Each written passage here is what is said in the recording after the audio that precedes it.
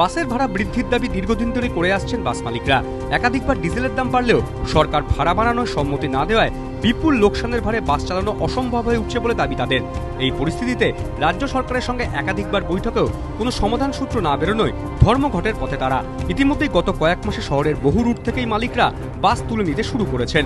যুক্তি, লোকসানের বোঝা সামলানো যাচ্ছে না, ফলে শহরের রাস্তায় একটু একটু করে কমছে বেসরকারি বাস। দুপুর এবং সন্ধ্যের পর বাস কমছে আরো বেশি সংখ্যায়।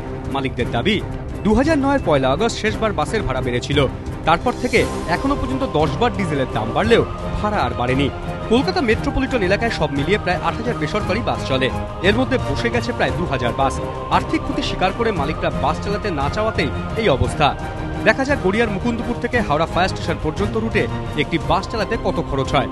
বাস মালিকদের দাবি, 28 কিলোমিটার এই রুটে প্রতিদিন একটি বাস 8 বার যাতায়াত করে। প্রতিদিন লাগে 75 লিটার ডিজেল, অর্থাৎ ডিজেল বাবদ খরচ হয় 3,795 টাকা 75 পয়সা। প্রতিদিন মোট আয়ের 12% দিতে হয় বাস চালককে। দুজন কন্ডাক্টরকে প্রতিদিন 300 টাকা করে দিতে হয়। বাসের হেল্পারকে 100 টাকা করে দিতে হয়। 2,500 কিলোমিটার অন্তর মোবিল পাল্টাতে হয়। প্রতি লিটার মোবাইল 112 টাকা। সব খরচ মেটানোর পর তাদের হাতে 100 থেকে 120 টাকা থাকে বলে দাবি বাস মালিকদের। রুট থেকে বাস কমে যাওয়ার সমস্যায় পড়েছেন নিত্যযাত্রীরা। হত্যে হয়ে পড়ে থাকতে হচ্ছে বাসের জন্য। সেই সঙ্গে বাসগুলির মেরামতিও ঠিক মতো না হয় দুর্ঘটনার আশঙ্কাও থেকে যাচ্ছে।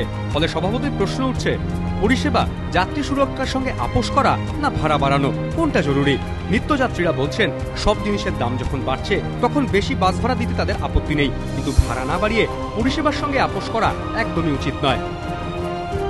দেখুন, এমনিতেই বাসের যা পরিবহনের যে অবস্থা, তাতে হয়তো কিছু কিছু রুটে হয়তো বাস তুলেই দিয়েছে। তো সেক্ষেত্রে দেখতে গেলে বাস মালিকদের তো ওদেরও তো বাস চালাতে হবে, বা আমরাও তো নিয়মিত ট্রাভেল করবো। হয়তো কোনো জায়গা থেকে হয়তো সেটা বাসই পাই না, কারণ শুনি যে ওখানে নাকি বাস চলছে না, রুট সেই মতো নাকি প্যাসেঞ্জার আসছে না বা বাস চালাতে পারছে না। তো সেদিক থেকে দেখতে গেলে বাস ভাড়া বাড়ানো উচিত। কারণ পেট্রোল ডিজেলের দাম যেভাবে বাড়ছে তাতে তো বাস ভাড়া অন্তত কিছুটা বাড়ানো উচিত। সরকারি বাস তো নিজেদের ভাড়া বাড়িয়ে নিল খুচরোর দোহাই দিয়ে।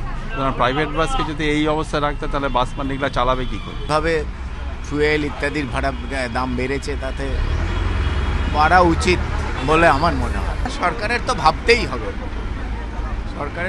হবে, তার এর তো অল্টারনেটিভ কিছু নেই। তবে ভাড়া বাড়ানোয় নিত্যযাত্রীদের আপত্তি না থাকলেও ভাড়া বাড়ানোর দাবিতে ধর্মঘটে কিন্তু তাদের ঘোর আপত্তি।